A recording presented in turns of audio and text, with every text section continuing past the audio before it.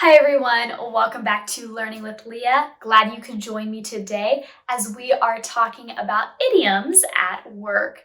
So I chose the most common idioms that I have used or that I have heard being used before at work. So hopefully these are relevant and helpful for you. So I'm going to talk about all of these, and I think we have 12 here, and how to use them and how we would use them in a sentence. So let's get started. First, we have cut corners. Cut corners. So if you think about what a corner is, right? This is a corner, maybe in a house or maybe in a hallway.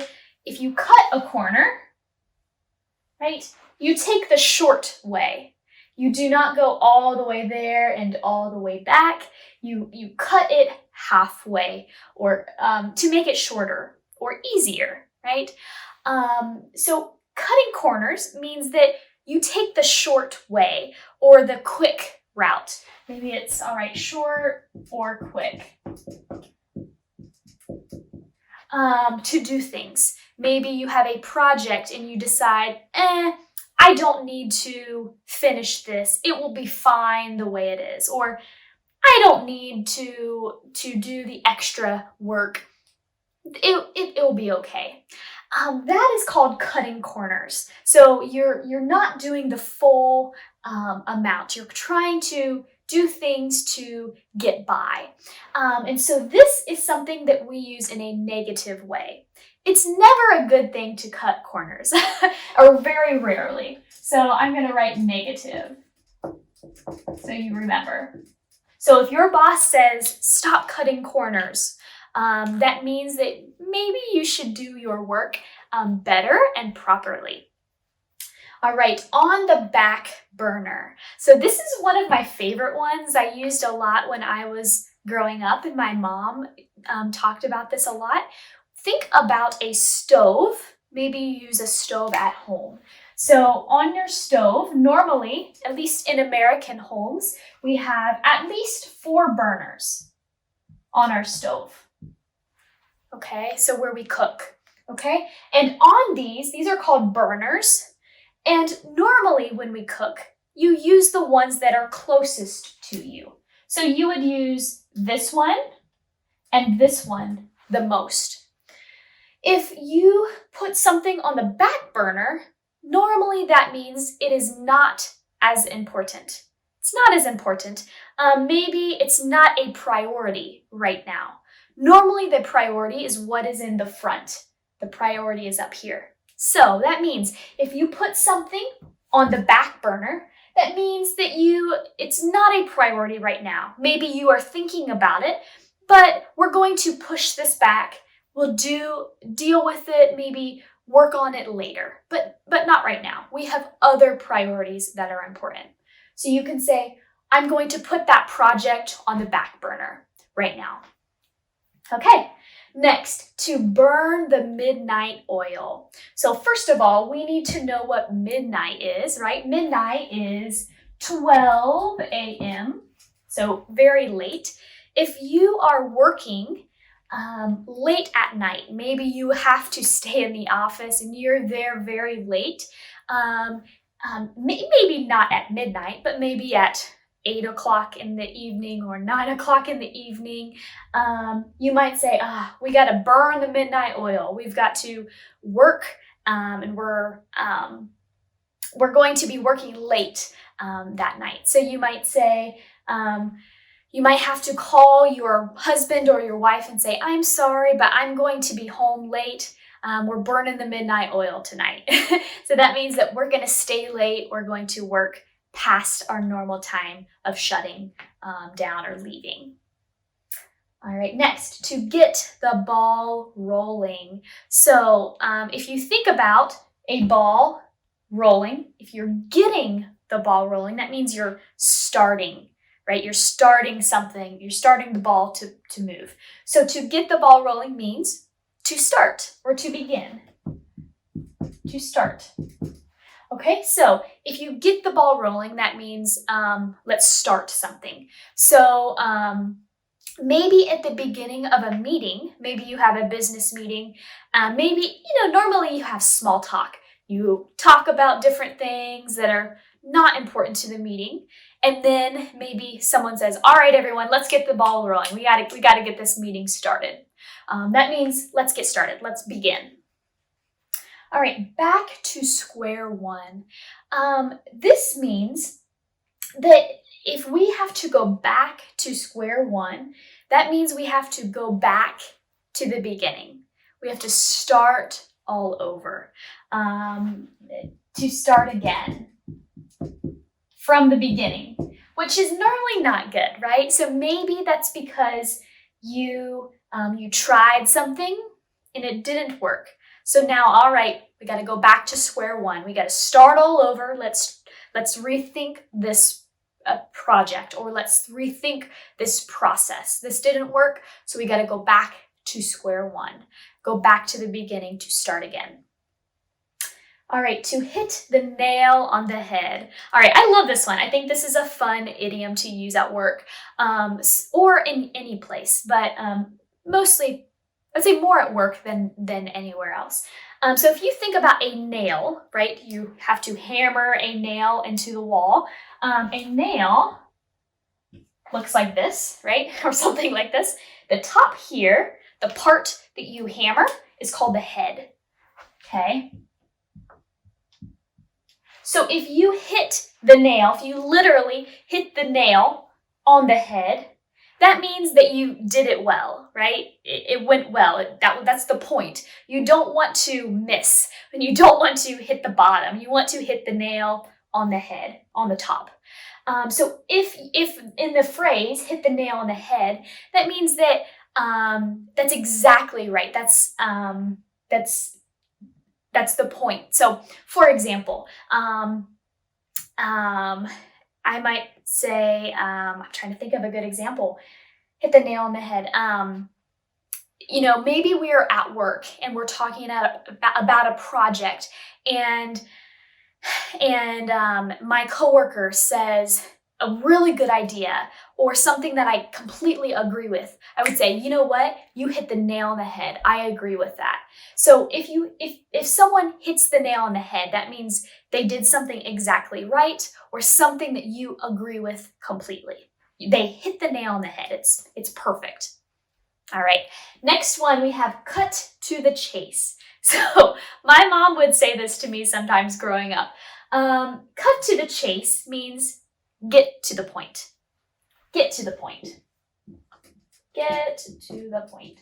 So sometimes, especially in America, we don't like people to talk and talk and talk, and then we're trying to understand, okay, what's your point? We want you to cut to the chase. That means don't give us the extra fluff. I just want to know what you need or what you want to say. So maybe, especially think about a child. Lots of times children like to talk and talk and talk and talk and talk. And parents might say, what do you want though? What is your point in this? So you might say, cut to the chase. What's the point in all of this? What's the point in all that you're saying? All right, to be in hot water. This is negative. You do not want to be in hot water. To be in hot water it means that you are in trouble. You are in trouble, which is not good. So you can be in hot water. You can use this idiom at work. You can use it at home. You can use it with your children. This is very general. You could use any place. To be in hot water just means that you are in trouble. It means that you did something you shouldn't do, or maybe your boss had expectations for you that you did not complete. You can say, wow, I'm in hot water. I should have got that project done last week. Or you might tell your children, you're in hot water. I told you not to eat any cookies, for example. Okay, to be in hot water. Next, To have your work cut out. Have your work cut out. That means that if you have your work cut out for you, that means that you have a lot to do. You just have a lot of responsibility. You have a lot going on. You have a lot. You have a lot to do. For example, so if my husband says to me, "Oh, Leah, I have a meeting at 5. I have an appointment at 6 o'clock. I have a doctor's appointment later today, and I just have so much going on." I might say, "Wow, you have your work cut out. You have a lot going on, and hopefully you can get it all done, but you have your work cut out for you." All right. If you have a lot on your plate, this is very similar, almost the same as the one above. If you have a lot on your plate, think about the plate you use to eat from. If you have a lot on there, when we are talking about it as an idiom, it means that you just have a lot to do. There's, oh my goodness, how am I going to get this all done? I have a lot to do. A lot of responsibility. Okay. Pull a few strings. This is an interesting one. If you are able to pull a few strings, that means that maybe you have relationships or contacts with people who make decisions. For example, if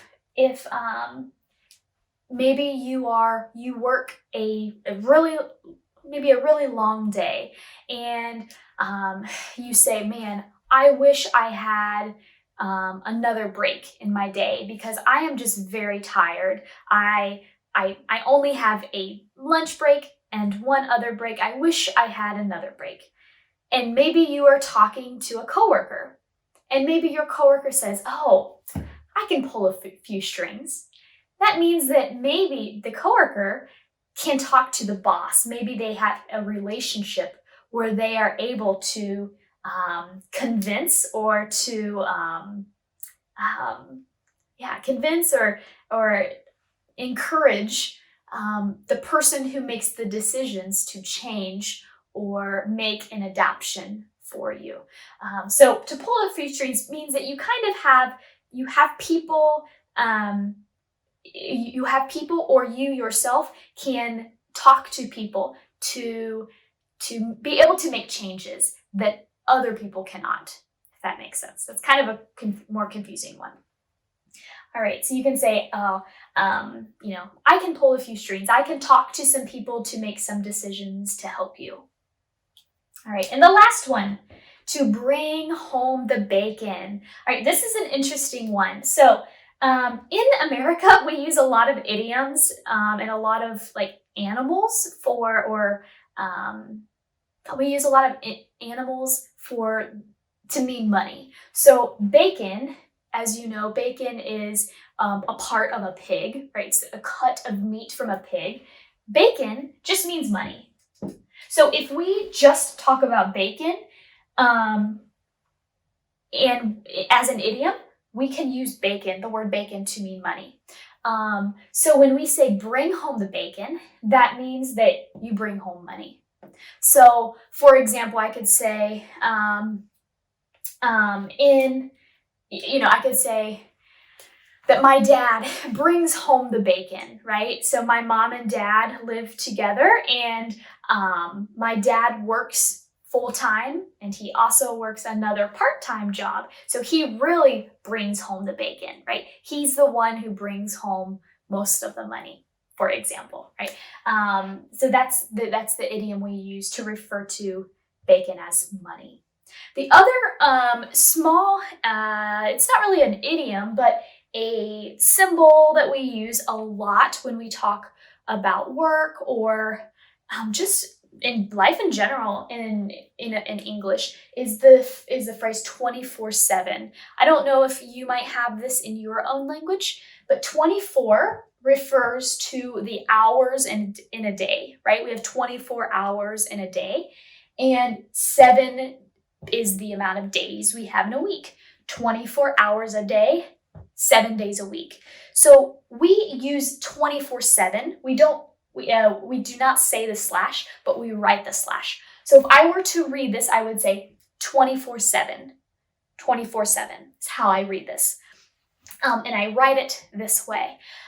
So we use this a lot when we're talking about things that happen all of the time, or if we are very, very busy. Sometimes we use this literally. For example, you can say, in America, you can go to the hospital 24/7. They are open all day, all night, every day of the year, 24/7. But you also might use this not literally. You might say, oh my goodness, he's always working 24/7. But maybe he just works long hours, but that doesn't mean he's working 24 hours a day, 7 days a week, right? We use this as an expression to say a lot. Sometimes literally and sometimes just as an expression. So, all right, I hope this was helpful for you. Some of these idioms, 12 plus 13, plus that one for 13. Hopefully this is helpful as you are trying to learn more expressions and more idioms to make your English sound more natural. Please let me know if you have any questions. I'd love to help you and love to answer anything I can. Thank you for watching and hope to see you next time. Bye, guys.